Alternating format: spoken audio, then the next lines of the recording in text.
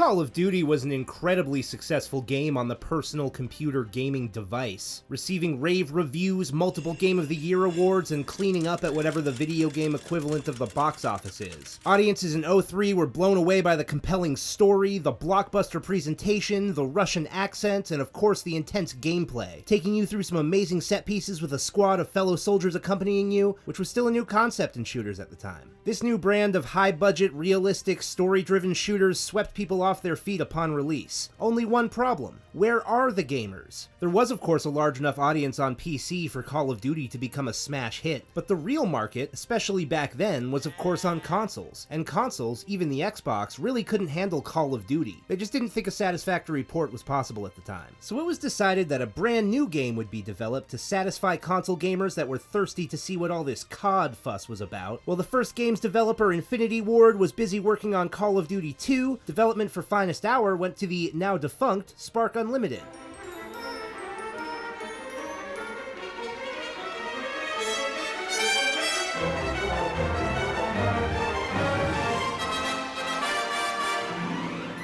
A surprisingly gay logo for a Call of Duty game. Now back in the day, up until a couple weeks ago actually, I remember this as being a console port of the original game, but it's actually a completely separate thing. The fundamental concept is still the same: squad-based World War II first-person shooter where you go through an American campaign, a British campaign, and a Soviet campaign. Well, Wikipedia says this is a side story that is based on the main game. The similarities pretty much end here. I don't really see how this is a side story rather than just its own story. You don't seem to interact with any of the characters from the first game, and you don't even take part in most of the same battles. Maybe it's because Call of Duty 2 directly follows the same characters as the first game, and this one doesn't, so that would make this a side game. But like, the first game ends with the end of the war, so there wouldn't be much to follow them doing. I guess we'll find out in the next video. It doesn't matter right now. What matters is donating money to Wikipedia. In school, we were never allowed to use it as a source, but nothing is stopping me now. It's such a valuable resource and has somehow remained so well moderated over the years. And now with AI giving people 80% accurate information on whatever they Google, reading an entire Wikipedia article is considered doing deep research. Volunteers are the main thing that keep the website alive, and donations keep them from having to run ads or be beholden to any corporate entity, which is something I take for granted all too often. So please, don't let the brave sacrifices of our beloved Call of Duty characters be in vain, and go donate $1 or $2 to Wikipedia right now.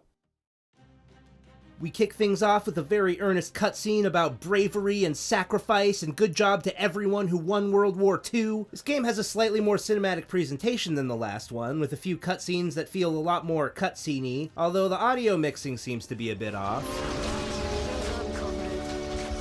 Looks like I found myself a new spot. What?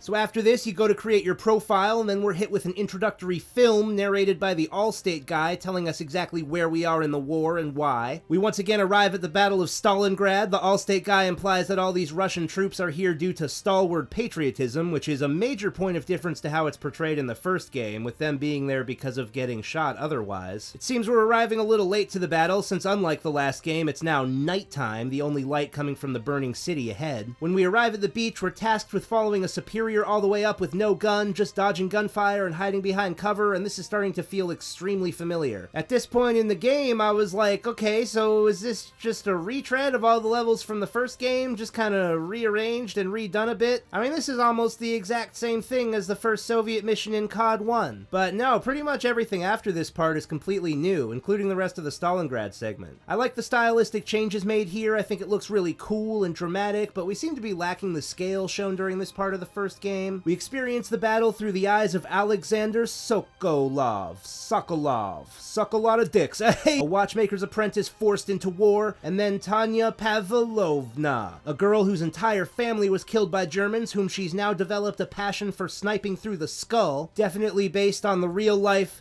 Lyudmila Pavlichenko. Look her up on Wikipedia after your donation. The two of them work together with a few other comrades and push the Germans out of their city. By the way, I'm playing the Xbox version on a Xbox 360 in case you were wondering. After meeting this other guy, Nikolai Badanov, you start playing as him when you launch Operation Little Saturn, which in real life, of course, followed Operation Uranus. I learned that on Wikipedia, thank you very much. They acquire documents and cripple the Germans' air-based abilities, ending the Russian campaign for this game. game, the war still rages. Our journey then takes us to North Africa, where we burn through a short campaign in the Tunisian desert as British officer Sergeant Edward Carlyle. The African setting isn't explored in World War II media nearly as much as the European setting. I guess before the war, the Italians and the British were both holding territory down there, and according to the Allstate guy, the Mediterranean was now the epicenter of the war at that point, so this was certainly the most unique part of the campaign, but it's also the shortest. I beat it in like an hour. Would have been cool to spend some more time in this interesting setting, I think. Michael Giacchino returns to do the score and totally rips off Star Wars for this part. Avoid contact and proceed to rendezvous point.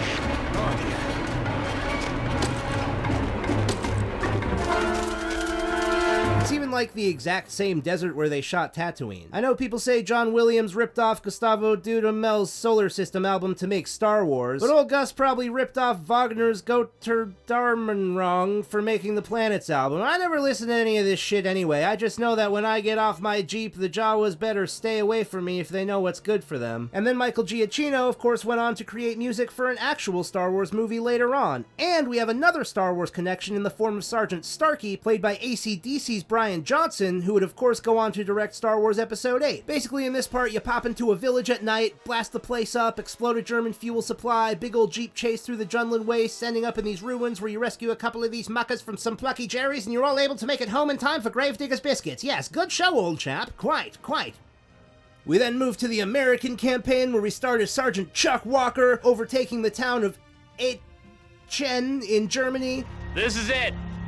We're taking Aachen today. With the tank squad. This is October 1944, a little under a year before we would win the war, and by this point we were taking the fight to them. I'd say this game has pretty good production value overall, but it's painfully obvious they shot this part at the Universal backlot. After this, we switch perspectives again to Commander Sam Rivers, a black tank driver in a battalion of all black soldiers. He mentions how the rest of the soldiers treat them quite racistly on the base, but that only strengthened their resolve. USA! USA! You tank your way through a couple snowy villages and drive the Germans to retreat. A few months later, the Allies are really closing in. We cut back to Walker, now a lieutenant, his squad escorting Rivers' battalion through the German city of Ramage over to the Ludendorff Bridge, a strategically advantageous crossing that the Germans failed to destroy in time. Walker and his men make it across the bridge and raise the American flag, securing the crossing mere months away from knocking down Adolf's front door and instilling everlasting world peace. During the credits, we're treated to some behind-the-scenes footage of the Allstate guy's voiceover, an interview with Brian Johnson, whose dad apparently fought in the war, and an interview with a real-life veteran, who they don't give a name to, and I couldn't find out who he was. That's pretty disrespectful. Google AI said that this is the Allstate guy, but that's not true. Yeah, so anyway, this game fucking sucks. Sorry, buddy, I know a lot of you out there have cherished memories of this game, and maybe my opinion will soften with time, but I did not like this shit. All the story and presentation were decently done, but I hated almost every single aspect of the gameplay. Let's start with the good. I personally find controllers easier to use than a mouse and keyboard for most games. I know I'm basically alone in that though, but it was good to have a controller. The muzzle flash was a little less invasive, making it slightly easier to see when aiming down sights. And I like that throwing grenades has a dedicated button instead of having to cycle through your weapons to get to the grenade like the last game. I'm pretty sure that's all I liked about the gameplay. Now let's talk about the bad. Grenades, huh? I like that they have a button, but throwing them is stupid. You can't cook them in your hand, so throwing one is an unnecessary matter of precision timing. Can you step out of cover at the exact right second the grenade leaves your hand and also aim it perfectly and dip back behind cover without getting shot? It's harder than it looks. Cover works similarly to the first game. You can crouch and go prone, and the button to stand is still annoyingly a different button from the crouch button. You can still lean out from behind walls using the D-pad, but your supposed allies are one of the biggest hindrances to ever come out of a system that's meant to exist to help you. Like the last one, you're pretty much always accompanied by a squad, but they are so up in your shit the whole time that they often block you off from getting back behind cover and just push you into gunfire. This is beyond frustrating, and at first it seemed like this was the obvious reason why squad-based shooters were so uncommon before the days of reliable AI, but then I realized this problem would be completely solved if they just let you walk straight through your allies. There's no reason you shouldn't be able to.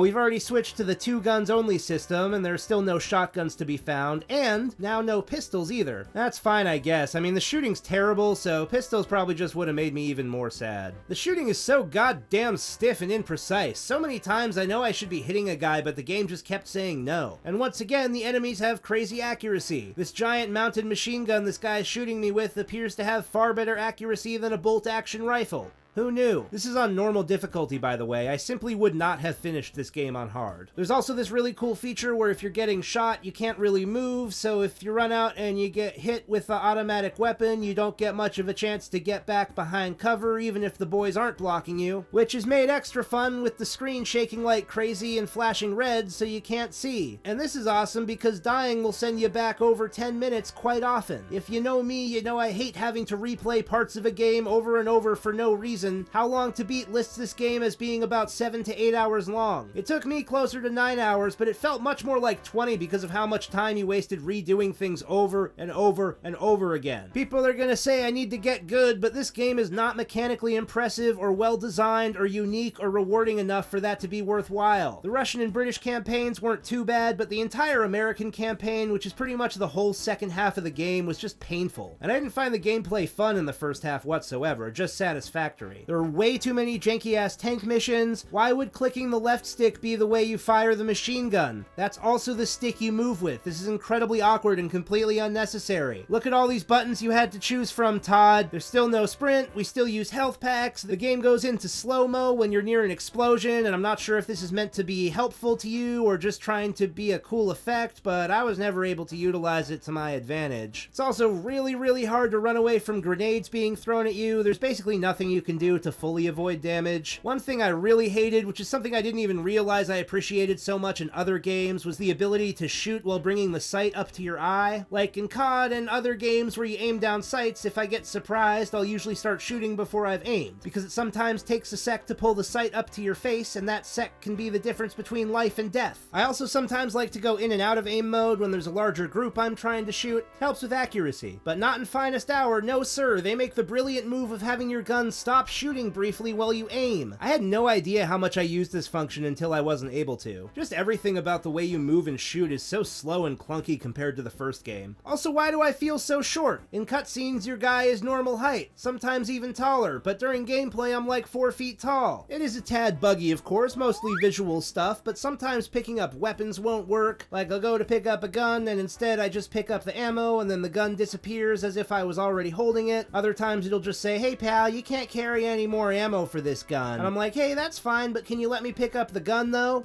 But no, they don't. This is the most frustrating game I've played in a long while. Multiplayer, there's no split screen option, which seems very weird for a game designed specifically to satisfy console players. It has the big head mode, which was mandatory in all games back then, and the Jim Henson Company is thanked in the credits for some reason. They must have worked on the Jawas. And I'd say that's about it for the first CoD ever to grace gaming consoles. It's definitely my least favorite of all the ones I've played, and is not nearly as important as the first one from a history of gaming perspective, and it's a lot harder to access too, not being available on any modern hardware whatsoever. It has a manual in the box, which is always fun, but otherwise, no. I would not recommend this game to be played. I had a miserable time with it, and I'm just hoping Call of Duty 2 can turn me around. So if you liked this video, why don't you slowly aim down your sights and shoot that subscribe button for more content. And don't forget that Wikipedia donation. See ya for the next one, bitch.